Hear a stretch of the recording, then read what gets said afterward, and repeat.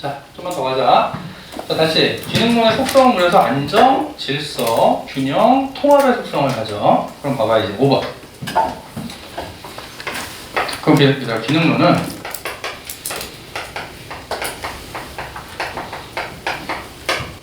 사회 불평등을 어떻게 볼까? 사회 불평등. 우리 아까 여기서 능력과 노력에 따른 뭐를 인정했어? 차등분배를 인정했지. 그러면 기능론은 부자가 된 건 열심히 노력했기 때문이지. 그럼 가난한 이유는 노력을 안 하기 때문이지. 그럼 재수를 하는 거. 니네가 작년에 열심히 미안해 안 했기 때문에. 내 생각이 아니라 기능론에서. 그래서 꼭 체크할게. 기능론은 사회불평등을 보편적이고 사회 발전을 위해서는 불가피한 현상이라고 보는 거야. 이거 꼭 외워야 돼. 불평등 자체를 보편적이다. 사회 발전을 위해 그리고 불가피한 거야. 그럼 불가피하다는 얘기는 결국 필수 불가피라는 거야. 불평등 자체를. 그럼 얘들아 기능론은 개천에서 용 난다 안 난다? 다시 난다 안 난다? 난다지. 열심히 노력하면 개천에서 용이 될 수 있다는 거지.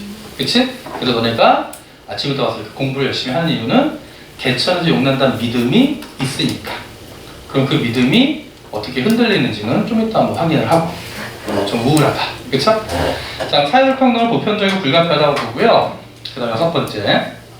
그럼 기능론은 자, 사회 문제가 발생해. 그럼 너네가 알고 있는 사회 문제는 뭐 대표적으로 어떤 거 있어? 뭐 가정 문제, 뭐 이혼율의 증가 이런 것도 사회 문제가 될 수 있고 노사 갈등, 그렇지? 빈부격차 이런 모든 것들이 사회 문제잖아. 그러면 기능론은 사회 문제를 뭐라고 보냐면 기능상의 장애라고 봐요. 그럼 여기서 말하는 기능상의 장애는 잘 봐.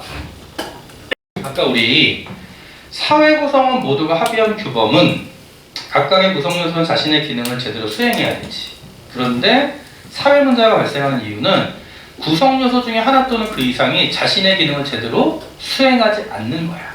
이해돼? 자, 그럼 이렇게 생각해봐. 아까 내가 사회 유기체설을 얘기하면서 사회를 구성하는 다양한 요소들이 있었지. 그럼 구성 요소들이 아주 긴밀하게 유기적으로 의존 보완 관계인데, 잘 봐. 너는 이제 수업이 이제 공부가 이제 학원에서 공부가 10시에 끝났어. 자, 집에 갑니다. 문을 열었어. 그랬더니 분위기가 뭔가 안 좋아. 그래서 아버지랑 어머니가 싸우고 있는 거야. 그래서 아버지가 열받아서 냉장고를 던졌어. 그랬더니 왜 던질 수 있잖아. 열받으면 초인적 힘을 발휘하셔서 그때 어머니가 매트릭스처럼 피하면서 부엌칼을 날려. 그럼 너네 그거 보고 응원하니? 아빠 엄마 옆구리 비었어 이런 거 아닐 거 아니야. 그러면 잘 봐. 가정에서 부부싸움이 심화되면서 가족 문제가 심해지고 예를 들어 이혼율이 증가하면 아이들이 어떻게 될까? 가출할 거 아니야. 그럼 결국 뭐냐면 가족이 제 기능을 못하는 거지. 아빠 엄마가. 그러면 아이들이 가출을 해. 그러면 단지 가정의 문제가 가정의 문제로 끝나는 게 아니라 이게 유기적으로 연결되어 있기 때문에 애들이 다 가출을 했어. 학교에서 선생님이 아침에 조회를 하려고 딱 교실에 들어왔는데 2명 앉아 있는 거야. 다 가출하고. 그럼 결론은 뭐냐면 만약에 가정이 제 역할을 못하면 그게 가정만의 문제로 끝나는 것이 아니라 학교에도 영향을 미칠 거고 아빠 엄마가 회사 가서 일이 손에 잡힐까? 아니겠지. 그럼 이것도 회사에 영향을 미칠 거고 아이들이 가출을 많이 하면 그로 인해서 범죄율이 올라가겠지. 그럼 결국 전반적인 도미노처럼 균형이 깨져버릴 수 있다고. 그래서 기능론은 사회 문제를 각각의 구성 요소가 자신의 기능을 수행하지 않은 거야. 제대로 수행하지 않은 거라 기능상의 장애로 보면서 결국 사회 문제는 어떤 현상이냐면 사회 안전, 사회 균형을 깨트리는 부정적 현상이 되는 거야. 부정적 현상. 그리고 이 표현도 알아. 그래서 기능론은 사회 문제가 발생하면 그걸 뭐라고 그러냐면 병리적 현상이라고 얘기를 해요. 특정 부분이 병에 걸린 거지. 즉 이혼율이 증가한다는 얘기는 가정이 제 기능을 못한 거지. 그 사회 전체적으로 보면 가정에 병이 걸린 거야. 그로 인해서 전반적으로 건강이 안 좋아질 거 아니야. 그래서 사회 문제는 부정적 현상이고 이걸 다른 표현으로 병리적 현상이라고 얘기합니다. 그래서 앞으로 너네 문제 풀 때 사회 문제를 병리적 현상이다라고 접근을 하면 그건 기능론이야. 되니? 자, 그런데 그럼 대책은 뭘까? 자, 너네 생각해봐. 아빠 엄마가 왜 이렇게 싸우나 봤더니 예전에는 대가족 제도였죠. 확대가족 제도여서 할아버지 할머니랑 같이 살면서 어릴 때부터 뭐 가풍을 전수받고 조심하고 이런 게 있었는데, 지금은 핵가족 시대가 되고 또 결혼을 성급하게 결정하다 보니까 아빠가 아빠의 기능이 뭔지 제대로 모르는 거야. 엄마가 엄마의 기능이 뭔지 제대로 모르는 거지? 그러면 다시 알려주면 되잖아. 그걸 뭐라고 그래? 제사회화. 자, 대책은 일반적으로 제사회화가 되고요. 자, 유기적 관계가 느슨해진 게 원인이 될 수도 있어. 그러면 사회통제를 강화하면 돼요.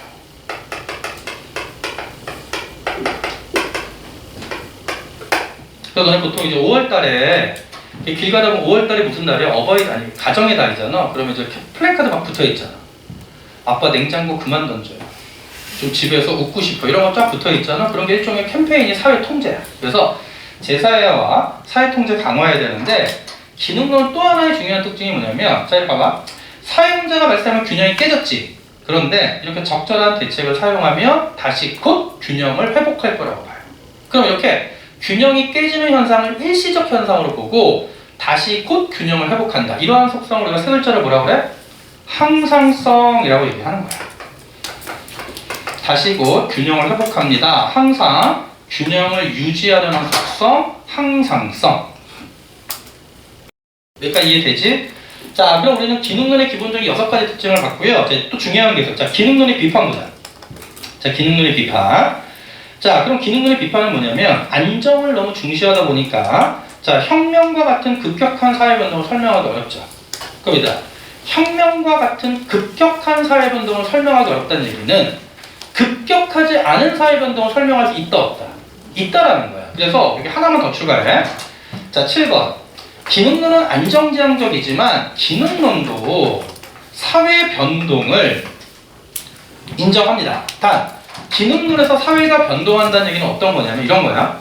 너네 물어볼게. 자, 우리나라에 1953년도에 뭐가 만들어졌냐면 간통죄가 만들어졌어요. 간통죄가 뭐죠? 결혼한 부부 사이에서 한 일방이 바람을 피면 형사상 처벌해서 깜빵 보내는 거야. 그럼 예전에 1953년도에 간통죄를 만들었던 이유는 뭐냐면, 그 당시에는 바람을 주로 누가 폈니? 남자가 폈어요. 그리고 여자를 버린 거야. 그래서 사회적 약자인 여자가 너무 힘드니까 사회적 약자인 여성을, 특히 부부 사이의 배우자 중에 아내를 보호하기 위해서 간통죄라는 걸 만들었거든. 그런데 이 간통죄가 벌써 한 6년, 5, 6년 됐지? 2010몇 년, 16년인가 이게 폐지됐어. 왜 폐지됐냐면 실제로 이게 90년대 초반까지 유지가 됐는데, 문제는 90년대 이후에 바람을 누구도 많이 펴. 여성도 많이 펴는 거야. 그리고 또 어떤 인식이 퍼졌냐면, 국가가 도대체 뭔데 내 개인사까지 관여를 하느냐, 이런 생각이 퍼지면서 결국 사람들 사이에 점점 합의된 내용이 점점 예전에는 간통하면 안 되었다가, 아니 굳이 그것까지 국가가 처벌해야 돼? 사람들의 인식이 바뀌는 거지. 그럼 사람들의 인식이 바뀌었다는 건 사람들의 합의한 규범이 바뀌는 거지. 그 결과 인식이 바뀐 결과 굳이 간통죄 처벌하지 말고 개인에게 맡기자. 개인의 선택이다. 그렇게 하면서 결국 2016년인가 불과 몇 년 전에 이 간통죄가 폐지됐죠. 그럼 너 생각해봐. 이 법률이 폐지되는데 바뀌는데 50몇 년이 걸렸잖아. 그치? 그럼 그 얘기는 변동했지. 그럼 변동한 이유는 뭐냐면 사람들의 합의가 바뀐 거야. 그럼 이때 기능론의 변화는 합의가 바뀌려면 급진적일까 점진적일까? 되게 점진적 변동을 하는 거야. 그래서 기능론은 구성원들의 모두의 합의가 바뀌면 사회 변동이 이루어질 수 있고요. 그 변동은 점진적 변동이 되는 거야. 그래서 합의의 변화를 통해서 점진적 변동이 이루어지고, 이거 꼭 외워. 그래서 기능론에서는 사회 변동을 어떠한 표현을 쓰냐면 새로운 균형을 찾아가는 과정이야 라고 얘기하는 거예요. 그래서 이게 왜 중요하냐면, 자, 미리 한번 얘기하고 할게. 작년에 사회문화 공부했던 친구들, 자, 사회변동의 방향을 설명하는 이론 중에 진화론과 순환론이 있지. 그러면 가, 진화론, 나, 순환론 한 다음에 선택지에 오답 선택지로 이게 들어가요. 새로운 균형을 찾아가는 과정. 그럼 그건 진화론, 순환론에 해당하지 않는 기능론이다 라는 것만 확인하면 돼. 알겠죠? 자, 그래서 기능론도 사회변동을 인정하는데 점진적 사회변동이고 구성원들 전체 합의가 바라는 거야. 그래서 새로운 균형을 찾아가는 과정이다. 자, 그 다음에 또 비판의 또 별표쳐. 또 생각해보자. 기능론이 질서와 안정을 중시하지. 그럼 뭐라 그랬냐면 열심히 노력하면 성공한대. 능력과 노력을 쌓으면 차등분배니까 성공한대. 근데 물어볼게. 현실적으로 열심히 노력하고 공부만 열심히 하면 성공하니? 아니잖아. 자, 그러면 이 사회를 유지하려고 하는 거지. 그러면 희망을 줘서 사람들한테 노력하면 성공한다지만 현실적으로 보니까 노력해봤자 그냥 직장인으로 끝나. 언제 명예퇴직 당할지 몰라. 그런데 이 사회가 유지되면 이미 이 사회에서 명예나 권력이나 부를 획득하고 있는 사람들은 이 사회가 유지되면 자신의 부, 명예, 권력이 계속 유지될 거 아니야. 그러니까 우리가 이렇게 이미 권력, 명예, 부 등을 획득하고 있는 사람들을 뭐라 그러죠? 기득권층이라고 그러지. 그럼 기득권층은 좋을까 안 좋을까? 좋겠지. 그래서 거기 봐봐. 질서와 안정을 강조한 나머지 기득권층의 이익을 대변하는 거 아니냐, 또는 기득권층을 옹호하는 거 아니냐라는 비판을 받을 수 있다. 이거 별표치고요. 기능론의 한계 무조건 출제돼요. 기능론의 한계 무조건 출제됩니다. 오케이? 여기까지 기능론 정리가 됐고, 기득권층의 이익을 옹호하는 논리 아니냐라는 비판을 받을 수 있다. 오케이. 자, 여기까지 확인하시면 돼요. 선생님이 이사를 가거든. 이사를 가서 이사 날짜가 안 맞고 뭐 인테리어 여러 가지가 있어서 지금 짐을 뺐는데 아직 못 들어가고 있어요. 그래서 내가 지금 가족과 생리배를 해서 아내는 언니 집에 가 있고 딸내미랑, 근데 또 이제 집은 못 들어서 전학은 가야 되잖아. 내일 그 모레 학교 초등학교 올릴 때 뭐지? 하여튼간 다시 계약하니까.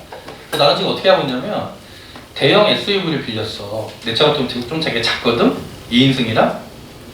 그 트럭 아니다. 하여튼 그래서 내 차가 되게 작아서 지금 모든 그 옷가지랑 짐이랑 이런 거 다 하고 책이랑 이런 걸 다 이제 그 SUV 뒤 트렁크에 넣고요. 지금 매일 비즈니스 호텔에서 자고 있어요. 그래서 주말에는 대전 수업이었거든. 그래서 일단 광명역 앞에 호텔을 잡고, 그러니까 항상 이제 그 다음날 학원 수업이 있는 근처에 호텔을 잡는 거야. 그래서 광명역 호텔을 잡고 어제 락다스 호텔에 거기서 자고, 그리고 아침에 이제 수업 갔다가 와서 또 거기서 하루 자고, 이제 아침에 또 차를 몰고 체크아웃을 하고 여기 와서 이제 또 수업하고, 오늘 또 여기 끝나면 야간에 대치동 수업이 있거든. 그래서 또 삼릉역 옆에 호텔을 또 잡았어요. 또 거기 가서 호텔. 그러니까 너네가 생각하면 이거 호캉스 같잖아. 절대 아니야. 나 진짜 힘들어 죽겠네. 외로워요. 딸내미가 너무 보고 싶은 딸바보거든. 근데 딸내미 전화하면 노느라고 전화도 안 받아. 죽여버리고 싶어. 그래서 봐봐, 너네도 그런 게, 너희들도, 내 딸내미도 어릴 때 예뻤거든. 지금도 예뻐. 근데 곧 너희처럼 변할 거 아니야. 그치? 아무 소용 없더라. 키워봤자. 자, 여기까지 기능이 정리됐죠? 자, 그럼 이제 우리 갈등론 봅시다. 자, 다시 한번. 갈등론은 동일한 현상에 대한 서로 다른 시각이기 때문에 너네가 기능론과 비교해야 돼. 그래서 자, 갈등론 볼게.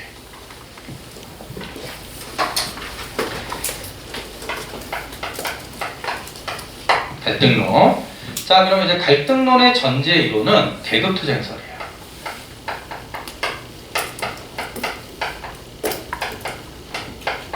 갈등론의 전제 이론은 계급투쟁설. 그럼 얘들아, 너네 계급은 무슨 계급과 무슨 계급이 존재하지? 지배와 피지배지. 그래서 무조건 갈등론은 모든 사회 현상을 지배와 피지배로 나눠서 보기 때문에 우리가 이거를 자, 이분법적 사고라고 얘기합니다.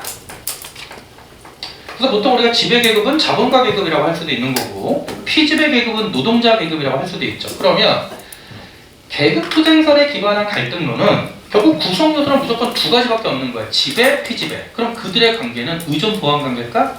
아니지. 소수의 지배 계급이 자신의 이익 실현을 위해서 다수의 피지배 계급을 지배하고 착취할 거 아니야. 그 결과 구성 요소 간의 관계는 항상 갈등 그리고 대립 관계일 수밖에 없다고. 갈등, 대립 관계. 그리고 하나 더. 얘들아, 이 갈등론에서도 규범이 존재하거든. 근데 갈등론에서 규범도 합의한 거야. 합의한 건데 문제는 이 갈등론의 규범은 사회 구성원 전체가 합의한 규범이 아니라 누구만 합의한 거야? 지배층만 합의한 거지.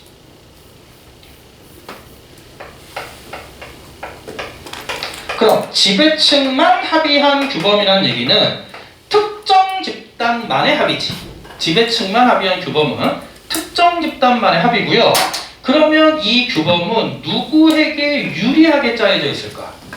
지배층에게. 그럼 포인트는 뭐냐면 이 규범이 지배하는 사회 구조는 그 자체가 모순인 거야. 이 규범이 지배하는 사회 구조는 그 자체가 모순인 거야. 그래서 갈등론은 사회 구조 자체를 불합리한 모순 그 자체로 봐요. 모순자 자체로 본다. 그럼 생각해봐. 불합리한 모순 자체의 사회 구조가 존재하고 그 사회 구조를 지배하는 규범은 지배층에게만 유리하지. 그러면 항상 지배층이 그 규범을 통해서 피지배층을 착취하고 억압할 거 아니야. 그러면 지배층은 영원히 지배층이 되는 거고 피지배층은 영원히 피지배층이겠지. 그러면 개천에서 용날 수 있다 없다? 개천에서 용날 수가 없는 사회구조가 되죠. 그 결과 이 사회구조에는 항상 뭐가 내재할 수밖에 없냐면 갈등이 내재할 수밖에 없는 거야. 대표적으로 조선시대 신분제 봐봐. 소수의 양반이 다수의 평민 또는 하층민들에 해당하는 노비들을 지배하는 구조였잖아. 그러다 보니까 계속 무슨 문제가 생기냐면 착취를 당하는 노비들 입장에서 주인을 살해하거나 이런 문제가 생긴다고. 결국 뭐냐면 그래서 그 결과 항상 갈등론에서는 사회구조 자체가 모순 덩어리로 갈등 대립은 내재할 수밖에 없어. 그럼 자 생각해봐. 이 갈등이 발생했어. 그러면 사회구조의 갈등이 내재되어 있는데 그 갈등이 겉으로 빵 터질 거 아니야. 대표적으로 뭐 노비들이 반란, 조선시대 노비들이 반란을 일으키겠지? 이런 식으로 갈등이 빵 터지면 그게 바로 뭐가 되는 거야? 사회 문제가 되겠지. 그치? 자, 그러면 또 하나 보자. 그러면 일단 여기부터 하고 갑시다. 갈등이 내재하는데 그 갈등이 겉으로 드러나면 이제 뭐가 되냐면 자, 사회 문제가 됩니다. 사회 문제. 그럼 너 생각해봐. 내가 앞에서는 가정 내 어떤 부부싸움, 이로 인한 이혼율의 증가를 기능론은 부정적 현상으로 봤지. 가정이 제 역할을 못하는 거야. 그런데 갈등론은 어떻게 보면 똑같은 현상이야. 가정 내 부부싸움이 심각해지고 이혼율이 증가했어. 그럼 갈등론은 어떻게 보냐면 무조건 이분법. 남자가 지배계급, 여자가 피지배계급. 그동안 아주 오랜 시간 동안 가부장적 질서하에서 남자가 여성들을 사람 대우 안 한 거야. 그치? 그러다 보니까 이혼율이 증가했다는 얘기는 항상 당하고 있던 여성이 들고 일어난 거지. 그러면 갈등론에서는 이혼율의 증가가 그로 인해 뭐 여러 가지 문제가 발생하겠지만 이혼율의 증가는 어떤 일종의 뭐냐면 여건, 또 여성의 지위의 향상이라고 볼 수도 있는 거잖아. 이해돼? 그러니까 무조건 나쁜 것만은 아니라는 거야. 그래서 다시 갈등이 내재되어 있고요. 그러면 그로 인해 사회 문제가 발생을 했지만 그럼 갈등론은 이거야. 그 사회 문제를 해결하기 위해서는 어떻게 해야 될까? 잘못된 불합리한 모순 덩어리의 사회 구조를 바꿔야 될 거 아니야. 그 사회 구조를 바꾸는 방법은 제도를 개선하거나 더 심하면 아예 구조 자체를 개혁하는 거지. 결과 사회 문제를 해결하는 과정 중에 뭐가 발생하냐면 제도 개선 또는 사회 구조 자체의 개혁이 이루어지고 그럼 제도 개선과 사회 구조의 개혁이 이루어진다는 얘기는 결국 뭐가 이루어지는 거냐면 사회가 바람직한 방향으로 변화하는 거잖아. 그치? 그 결과 사회 문제를 해결하는 과정에서 제도 개선, 구조 개혁이 이루어지고 사회가 변화하면서 오히려 사회가 발전한다고 보는 거야. 발전한다. 그러니까 기능론과 완전히 달라. 기능론은 사회 문제가 발생하면 균형을 깨트리는 거기 때문에 다시 제사회와 사회통제 과정을 통해서 균형으로 돌아가는 거야. 항상성. 그런데 갈등론은 균형으로 돌아가는 것이 아니라 사회 문제가 발생했다는 얘기는 구조적 모순이 겉으로 드러난 거지. 그럼 오히려 그 잘못된 사회 구조를 바꿔야 되고 변화가 이루어지면 오히려 사회가 발전한다. 그래서 갈등론은 변화지향론이야. 그래서 포인트는 뭐냐면 이 사회 구조 내에 변화의 원동력인 갈등이 내재되어 있죠. 이런 표현 잘 나와. 사회구조의 내에 변화의 원동력이 내재되어 있다. 그 변화의 원동력이 뭐겠어? 갈등이지, 갈등. 그러면 갈등론도 이혼율이 증가하면 그로 인해 문제가 많지만, 하지만 그건 일종의 여성의 지위가 향상된 결과. 그렇게 보면서 사회 문제가 부정적인 것만이 아니라 사회 문제를 해결하는 과정 중에 변화가 생기면 오히려 사회가 발전한다, 이렇게 보는 거. 되죠? 그래서 일단 요거 반드시 알아놔.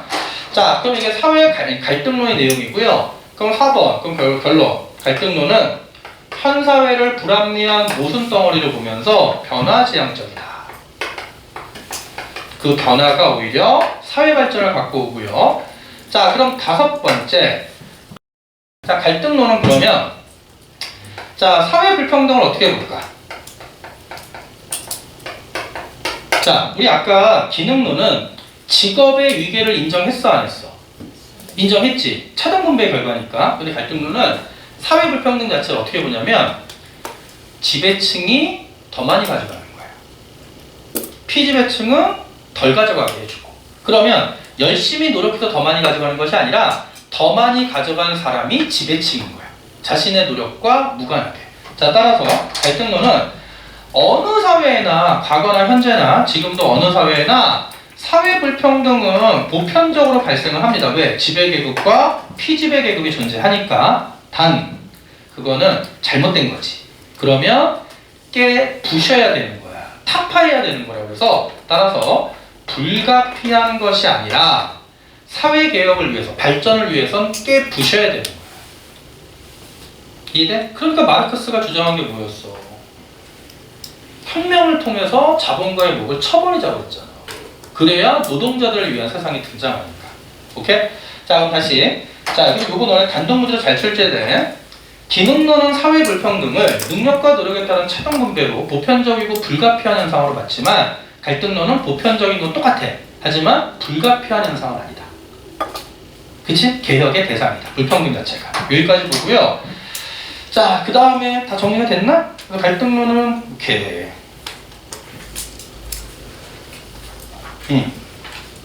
그 요거 하나만 좀 체크하고 갈게.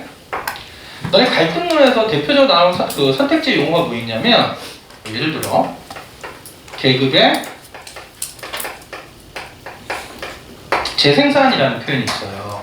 그러니까 특히 이게 어디서 나오냐면 사회화 과정 중에 나오는데, 자, 사회화를 통해서 예를 들어 계급이 재생산된다. 그럼 이거 무슨 말이지? 지배계급은 계속 지배계급이 되는 거고, 피지배계급도 계속 피지배계급이 되는 거지. 그래서 계급의 재생산 또는 계급의 고착화라는 표현이 나오면 이거는 대표적인 갈등론적 시각이 됩니다. 이해돼? 자, 그럼 우리는 거시적 관점에서 기능론, 갈등론 봤고요. 그럼 이제 재밌는 게 하나 있어. 자, 5페이지의 심화학습 3번 봅니다. 5페이지의 심화학습 3번.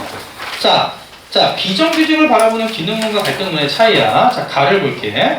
자, 정규직의 월평균 임금이 비정규직보다 많은 것은 당연하다. 정규직이 되기 위해서는 더 많은 노력과 시간을 투자했고요. 또 정규직이 된 이후엔 업무에 대한 책임이 더 많아야 되는데, 만약에 비정규직과 임금이 똑같으면 그게 오히려 비정상적이야. 기능론, 갈등론. 기능론이지. 즉 뭐냐면 정규직은 더 많은 노력을 했고 더 많은 책임을 진다 이거야. 근데 갈등론을 보면, 자, 정규직이 비정규직보다 더 많은 임금을 받고 적게 일할 수 있는 것은 비정규직의 희성이 있기 때문이다. 따라서 비정규직의 임금을 정규직이 뺏어갔다고 보아도 무방하다. 그럼 이건 뭐야? 갈등론적 시각이 되는 거지. 그치? 그럼 시험 문제는 보통 가나 이렇게 주어지는 거야. 근데 이게 현실적으로 좀 안타까운 문제가 뭐가 있냐면, 자, 너네 정규직과 비정규직 차이 알지? 일단 정규직은요, 그냥 공채로 뽑은 직원들이잖아. 안 잘려.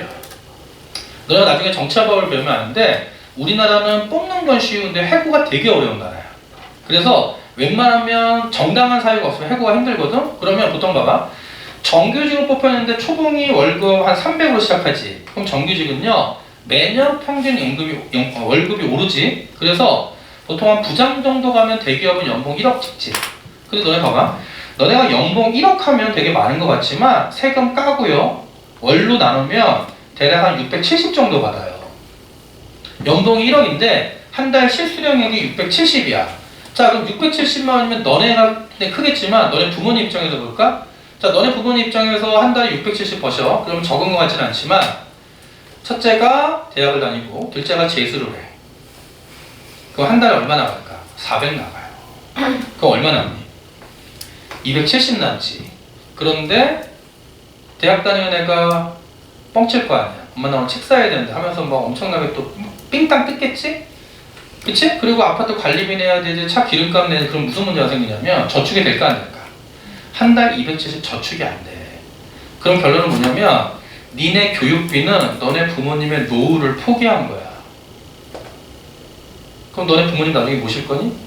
절대 안 모시지. 자식 키워봤자 소용없어요.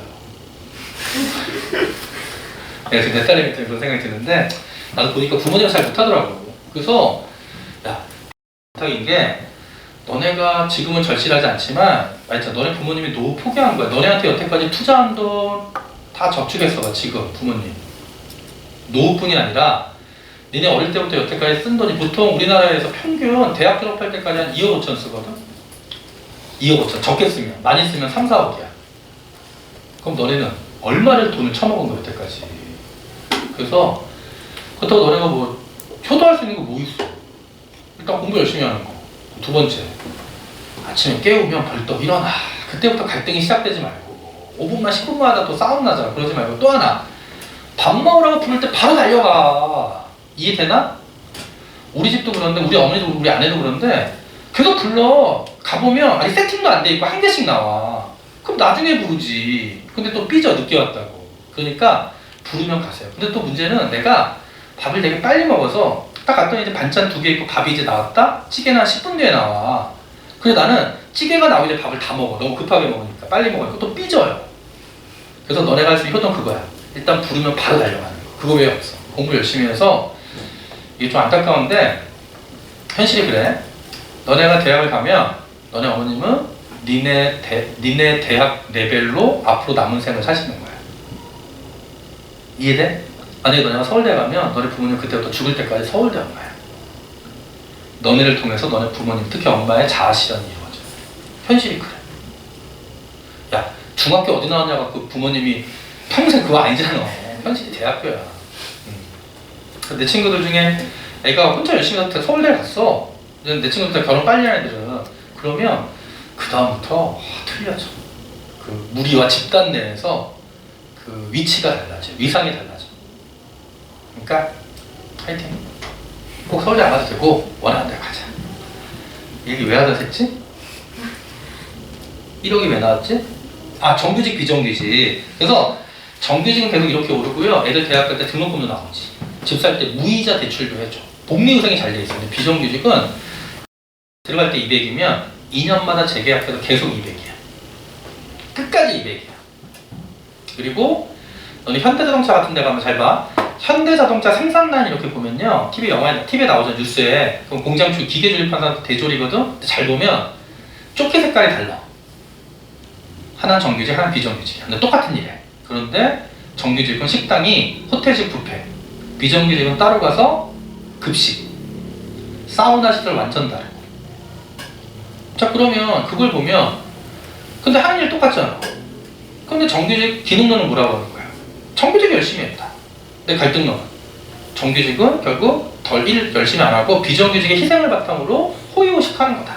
정규직이 비정규직 차별하는 거다. 이렇게 얘기를 하겠지. 그치? 그래서 항상 똑같은 현상에 대한 서로 다른 시각이다 라는 것만 확인하시면 돼요.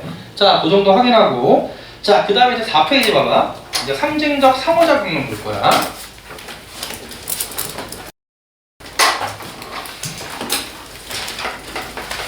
자, 다시 얘들아, 상징적 상호작용론은 자, 미시적 관점이잖아. 그럼 이제 잘 들어야 돼. 용어 잘 정리해야 돼. 이거 단순한 게 하는 게 절대 아니고 잘 봐. 그럼 개인이 똑같은 행위를 해도 의미는 서로 다를 수 있지. 그래서 그 개인의 행위의 의미들을 심층적으로 이해하는 게 목적이야. 그래서 일단 상징적 상호작용론 미시적 관점 나오면 항상 우리는 이해가 목적이다 라고 얘기할 거야. 이해. 이건 너무 쉬워. 시험에 안 나오고 이제 시험에 나오는 내용은 이겁니다. 이거 잘 들어야 돼. 잘 봐. 자, 어떤 현상이나 어떤 상황이 있어. 자, 어떤 현상과 상황이 있다면 봐봐. 어떤 현상과 상황에 대해서 그 현상이 어떠한 의미를 갖고 있는지를 판단하는 건 누가 판단하는 거죠? 각각의 개인들이 판단하는 거지. 자, 한번 이렇게 생각해봐. 자, 우리가 지금 구석기 시대야. 아니, 구석기 말고 일단 이거부터 보자.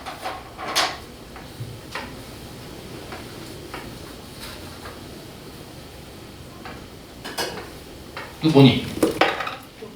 꽃 중에 뭐야? 딱 봐도 가시, 장미지, 그치? 씨발 내가 화가냐? 이 정도면 이해해야지. 장미야? 그럼 너네 물어볼게. 장미하면 뭐가 떠오르니? 의미가. 왜 갑자기 인상을 써? 또 옛날 생각나? 딱 표정이 딱 이건데 받아보지 못한 거예요. 이런 표정인데. 장미하면 떠오르는 거고, 장미하면 떠오르는 거. 빨간색. 괜찮니? 초딩인데? 그럼 씨발 장미가 빨간색이냐 파란색이냐? 못 떠올라 장미하면. 사랑. 그치. 사랑. 떠오르잖아. 또. 열정. 또.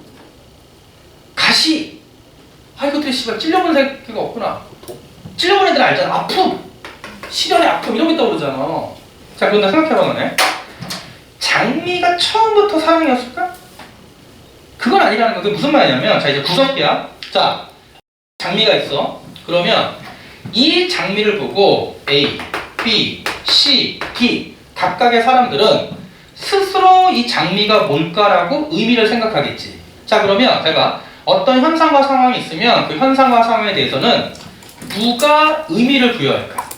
각각의 개인들이. 자 그래서 각각의 개인들이 그 하나의 현상 또는 하나의 상황에 대해서 의미를 부여합니다. 그럼 얘들아 의미를 부여할 때 각각이 부여하는 그 의미는 주관적 의미 부여야 객관적 의미 부여야? 주관적. 얘들아 객관적이라는 건 누가 봐도 똑같은 게 객관적이죠. 그래서 각각의 개인들이 자신의 경험에 바탕하여 주관적으로 의미를 부여해요. 그래서 이 의미 부여를 또 다른 표현으로 뭐라고 합니까? 상황,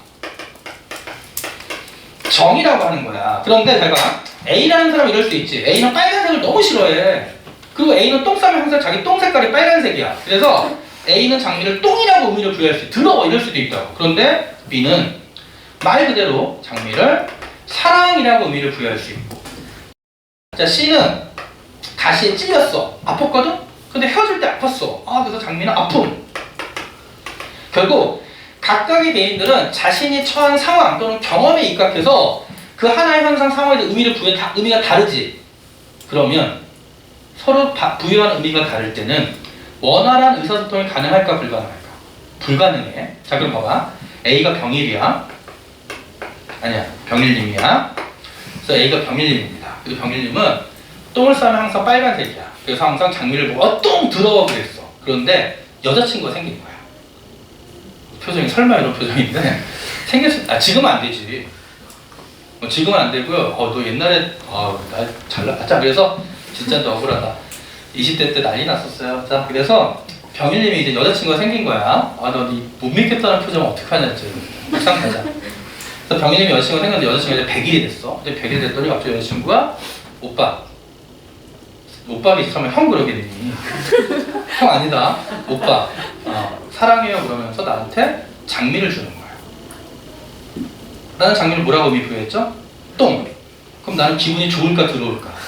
더럽지. 그럼 뭐라고 그래? 야 헤어지자는 거야? 이럴 거 아니야. 그랬더니 오빠 그게 아니라 오빠 왜 헤어지자고 그래? 오빠 장미는 사랑의 의미야. 아니 똥인데? 사랑이라니까. 그럼 무슨 말이냐면 나는 처음에 장미에 서로 다른 의미를 부여했지. 근데 여자친구와 의사소통을 하는 과정 중에 장미가 다른 의미가 있다는 걸 알게 됐지. 그리고 이제 나는 똥이 아니라 사랑이라고 합의에 이르게 됐지. 그러면 나는 그 다음부터 장미는 이제 사랑이 되는 거지. 그럼 딴 데 가서도 얘랑 헤어지고 딴 여자한테 장미를 주면서 사랑해 이렇게 얘기를 하겠지. 나쁜 새끼네 병일이. 그치? 그런 결론은 뭐냐면 그 어떤 현상 상황에 대해서 각각의 개인들이 주관적 의미를 부여해서 그 의미는 서로 다를 수 있어. 그 의미가 서로 다를 때는 원활한 의사소통이 불가능한데 그 부여한 의미들이 서로 다 달라도 그 의미들을 가지고 개인들이 뭐를 시작하게 되냐면 상징을 통해서, 상징이 뭐야? 글, 언어, 뭐 문자, 글, 그 다음에 제스처 등 상징을 통해서 아주 오랜 시간 동안 상호작용을 하는 거지. 그러니까 나도 이제 처음에는 다른 의미를 부여했지만 여자친구한테 선물을 받으면서 장미의 의미가 사랑이라는 걸 알게 됐잖아. 그러면 아주 오랜 시간 동안 상징을 통해서 상호작용을 한 결과 시간이 지나면 사람들은 하나의 합의에 도달하게 되는 거야. 상상론 이게 중요한 거야. 그러니까 처음에는 각각의 개인들이 서로 다른 의미를 부여할 수 있지만 그 다르게 부여된 수없이 많은 의미들이 존재해도 시간이 지나면 상징을 통한 상호작용을 한 결과 그게 뭐 1년 될지 10년 될지 몰라 100년 될지 몰라도 최종적으로는 결국 합의에 도달할 수 있다. 그럼 합의에 도달하면 이제 장미의 의미는 뭐가 된 거야? 사랑, 열정, 아픔이 된 거지. 그럼 이제 원활한 의사소통이 가능 불가능? 가능해진 거야. 그럼 결론은 낚이면 안 돼. 자, 우리가 앞에서 봤던 기능론, 갈등론은 어떤 특징이냐면 기능론 시작할 때부터 사회 구성원 전체 합의가 있다에서 시작하는 거야. 갈등론은 시작할 때부터 지배층만의 합의가 있다에서 시작하는 거야. 그런데 상상론은 뭐를 중시하는 이론이냐면 합의에 도달하는 과정을 중시하는 이론이야. 그래서 상상론도 합의가 존재할 수 있다는 거야. 근데 문제는 봐봐. 너네 사람들이 대화를 하는 걸 보면 이미 합의에 도달한 대표적으로 사랑이지. 그치? 너네 그걸 봐봐. 십자가 하면 뭐가 떠올라? 예수님, 종교 또는 뭐 헌신 이런 게 떠오르잖아. 그럼 이미 우리는 합의에 도달한 의미들이 있어. 그런데 아직도 합의에 도달하지 않은 경우도 많다고. 그러면 합의가 도달하면 원활한 의사소통이 가능해지고 아직 합의에 도달하지 않으면 원활한 의사소통이 불가능하지. 대표적인 게 뭐냐면 여성과 남성들의 언어 습관이야. 난 이거 진짜 지금도 여자들이 이해가 안 되는 게 남자들은 일단 너네 봐봐. 엄마 아빠 싸울 때 보면 엄마는 되게 꼬치꼬치 캐묻지. 이거야! 막 이러면 아빠가 뭐라 그래? 잘못했어. 엄마 또 한마디 하지. 뭘 잘못했냐? 이게 또 싸움이 또 시작돼요. 남자들은 일단 무조건 그 상황을 벗어나야 되니까 툭쳐! 잘못했대. 그럼 엄마는 뭘 잘못했는데? 그러면 싸움이 더 커져. 남자와 여자의 언어 습관이 틀린 게 뭐냐면 이런 거야. 내가 옛날 대학 때 남자들은 좀 나르시즘이 있어요. 나르시즘이 있어서 여자들은 너 여학생들 물어볼게. 여학생들 아침에 거울 보면 뭘 생각하니? 아침에 거울 보면 아무 생각 안 해? 거울을 안 보는 건 아니고? 아니 얘기를 왜 하냐면 여자들은 거울을 볼 때 최대한 자신의 단점을 찾아요. 그러니까 자꾸 뭐 수술 얘기가 나오는 거지. 근데 웃긴 게 남자들은 거울을 볼 때 최대한 장점을 찾아. 씨발 찾다 없으면 이래. 오늘은 좀 귓볼이 예쁘네. 뭐 이딴 소리를 해. 남자들이 나르시즘이 있어서 남자들은 다 어떤 새끼들건 간에 다 자기가 잘생겼다고 생각해. 한번 물어볼까? 그런 생각 한 번도 해본 적 없어. 한 번. 너 약간 망설였어, 씨발. 약간 망설였어. 한 번 한 거야. 그래서 어떤 게 있냐면 내가 대학 때 내가 좀 그게 심했거든. 많이 심했어. 지금 많이 약화된 거야. 그래서 내가 또 남자들은 어떤 게 있냐면 찌질해. 일단 남자들은 찌질해. 찌질해서 어떤 특정 옷에 꽂히지. 그거 매일 입어요. 그래서 그 옷이 너무 좋으면 뭐 커피 흘리잖아. 집에 와서 저녁에 혼자 빨어. 그 드라이기로 말려 다시 입어. 나는 양말도 꽂혀가지고 양말을 4일 동안 매일 빨아 신은 적이 있었어. 양말에 꽂혀서. 그래서 내가 대학교 2학년 3학년 때야. 청자켓 청바지에 꽂힌 거야. 그래서 청색으로 온몸을 도배하고 3개월을 다녔어요. 난 되게 멋있는 줄 알았어. 근데 그때 여자친구가 있었거든. 여자친구가 나한테 이러는 거야. 야, 뭐 생각해봐. 너는 내 여자친구야? 뭐 짜증나는 그런 소리. 아니, 그러니까 레드썬 그렇다고 쳐봐. 남자친구라는 새끼가 청자켓 잠바로 도배를 했어. 어떤 생각 들까? 짜증나 안 나? 짜증나지. 그럼 뭐라고 말해야 돼? 좀 그러지 마 그래야 되는데 여자는 그렇게 얘기해. 돌려서 얘기해요. 나한테 뭐라 그러냐면 오빠는 참 그거 좋아하나 봐. 그래서 내가 뭐라 그러는 줄 알아? 병신같이? 응! 2주일 뒤에 헤어졌죠. 그게 결정적이었던 것 같아. 그럼 차라리 그때 대놓고 얘기를 했어야 돼. 오빠 스머프야 이렇게 했어야지. 그럼 내가 아니 그러면서 잘못했다는 거 아는데 돌려서 얘기하잖아. 그럼 그 얘기는 뭐냐면 아직 남자와 여자는 언어 습관에 합의에 도달하지 못한 거지. 그래서 내가 그때 깨달았고 나는 깨달았고 두 번째는 지금의 아내랑은 내가 연애를 10년 했거든. 오래 연애했어요. 그래서 나는 결혼 잘했어. 지금도 아내랑 얘기 많이 하고 술도 자주 마셔. 아내 원래 소주 못 먹던 건 내가 가르쳤거든. 한 3번 토하더니 막 늘더라고. 한 번은 술 먹고 이제 엘리베이터 올라가는데 갑자기 토를 하겠대. 근데 엘리베이터 타면 되니 안 되니? 안 되지. 근데 어떻게 했냐면 안에는 기억도 없어. 안에 핸드백을 열었죠. 내 거 아니니까. 그걸 딱 해서 안에 하고 깔끔하게. 그 안에 누워 재우고 그 다음에 그걸 그 상태로 그대로 해서 내가 안에 의자 그 뭐라 그러지? 화장대 위에 올려놨죠. 그리고 그 다음날 아내가 비명소리를 들었지. 아침에 출근할 때. 근데 아내는 기억이 안 나니까 자기가 한 줄 아는 거야. 완전 범죄죠. 씨발 촬영하고 있네. 큰일 났네. 깔때가 그래서 네, 이게 뭐냐면 내가 느낀 게 뭐였냐면 너 이거 남학생 잘 들어.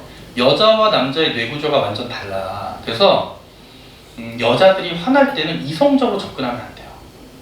예를 들어 여자가 누구 욕하지. 그때는 무조건 옆에서 물개 박수를 쳐야 돼. 그리고 같이 욕해야 돼. 거기서 막 욕할 때 아주 그러지 마 이러면 안 돼. 그러면 밥 반찬이 달라지고요. 삶이 힘들어져. 근데 거기서 무조건 진짜 미친년 맞네 막 이렇게 옆에서 박수 치면서 호응을 해줘야 되고 내가 느낀 게 아내가 연애 초기야. 처음으로 싸웠다. 별로 안 싸우고 처음으로 싸웠던 게 아내가 헬스클럽을 1년을 끊겠대. 원래 뭐 200만 원인데 뭐 1년을 끊으면 뭐 30만 원이라는 거야. 원래 헬스클럽이 그렇잖아.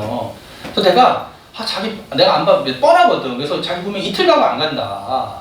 아니 뭐 끊겠대. 뭐 의욕이 넘쳐서 뭐 자기는 뭐 운동을 하고 올림픽에 나가겠대. 그래서 내가 뭐 그래라 그래가지고 끊은 다음에 아니야 달까 2번 간 거야. 그리고는 원래 기간이 1년인데 10개월 차에 전화를 해서 뭐 했냐면 정지시켜달라고 나중에 하겠다고. 그리고 이제 2년이 지나서 생각이 난 거야. 그럼 총 3년 지났지. 환불받으려고 찾아간 거야. 같이 갔는데 주인이 바뀌었어. 그래서 모든 자료가 없대. 환불해줄 수가 없다는 거야. 그리고 3년 전이니까. 그럼 너 생각해봐. 이거 당연히 이거 아내 그때 여자친구지. 여자친구한테 막 되게 항의를 하는 거야. 아니 어떻게 그럴 수 있냐 했더니 그 헬스클럽 주인은 아니 자기는 이미 2년 전에 가게를 인수했는데 그때도 아무런 자료를 못 받고 이미 2년이 지났다. 근데 고객님은 지금 3년 전 얘기하시는 거 아니냐. 자기도 어떻게 할 수 없다. 그럼 이거 봐봐. 누구 말이 맞아? 주인 말이 맞지. 근데 그러면 안 된다니까. 아내가 막 항의하는데 내가 거기서 처음으로 짜증냈어. 그럼 그만하자 그랬더니 그 다음부터 3주를 싸웠는데 나한테 말도 안 하고 막 계속 짜증내. 어떻게 그때 나한테 편 안 들어줬냐고. 그래서 내가 그 다음부터 이런 상황이 생기면 같이 욕하자. 아저씨 이러시면 안 돼요! 막 이러고. 그럼 난 되게 그 슈렉의 고양이 눈빛 있지. 하트 눈빛 쳐다보면서 그래서 결혼했어요. 결혼 이렇게 하는 겁니다. 무조건 편 들어줘야 돼. 오늘 끝나고 집에 가서 거울 보면서 내 얼굴 어디가 잘생겼나 이런 거 찾지 말고요. 물개 박수 치는 연습해. 평소에 연습하고요. 포인트 이거다. 결국 포인트 꼭 상상론도 합의가 있어. 합의에 도달하는 과정을 중시하는 거고 이런 용어들을 기본적으로 의미가 나올 겁니다. 그러니까 또 하나 이렇게 합의가 도달한 게 그 실제 시험에서 하나 나온 게 뭐냐면 잘 봐. 너 이제 친구랑 이렇게 있는데 갑자기 친구가 이러는 거야 너한테 여기 커피나 한잔 하러 가자. 오케이? 그럼 얘들아 갑자기 친구가 커피나 한잔 하자의 의미는 뭘까? 그치 나 너한테 할 얘기 있다는 거지. 그치? 봐봐 그 얘기는 뭐냐면 사람들이 예전부터 야 나 너한테 할 얘기 있어 이렇게 단도직입적으로 말하기가 좀 그런 거잖아. 그러니까 누군가 처음에 야, 커피나 한잔 하자라고 얘기를 한 거지 돌려서. 그래서 커피나 한잔 갔더니 뭔가 진지한 얘기를 해. 그러면 이게 계속 반복되면 사람들이 이제 아는 거지. 커피나 한잔 하자의 의미는 커피 안 먹으면 죽여 이게 아니라 할 얘기 있다라는 거. 그럼 이제 커피나 한잔 하자 말 듣자마자 마음의 준비를 하는 거지. 그치? 그리고 갔더니 딱 앉자마자 커피 한 잔 나오면 한마디 하지. 헤어져. 그것도 이제 막 눈물을 흘리면서 네가 어떻게 나한테 이럴 수 있어? 막 이러고 시작되는 거. 그래서 그렇게만 이해하시면 됩니다. 자, 그럼 우리 어디까지 정리가 된 거냐면 4페이지에 상징적 상호작용론까지 정리가 됐어. 되죠? 자, 그러면 자 오늘 숙제는 어디까지냐면요. 다시 한번 복습하고 9페이지. 기본서는 9페이지 테마 1번 사회문화 현상의 이해까지 풀어오시면 되고요. 그 다음에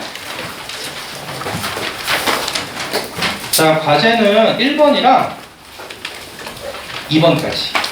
좀 첫 주라서 내가 좀 진도를 좀 빨리 뺐는데 이번 주에는 좀 숙제가 많다. 그러니까 과제는 2번까지 풀어오시면 돼요. 문제가 대략 5, 60문제 돼. 근데 뭐 특별히 이렇게 난이도 높은 건 없으니까 하시고요. 그 다음에 또 질문은 얘들아 내가 항상 우리가 이제 수업이 여기 학원은 8시 반부터 시작하는데 내가 보통 학원에 좀 일찍 와 6시에 와요. 모든 학원 교무실 내가 열어. 그러니까 아침에 만약 좀 여유있게 하고 오는 친구들은요, 아침에 와서 질문하는 게 좋아. 그치? 그리고 아니면 오후에 질문 시간 따라 질문해도 되고. 그래서 오늘은 일단 진도 여기까지 나갔고, 자, 나머지 한번 복습하는 사람 읽어봐. 첫날에 여기까지 합시다. 수고했어.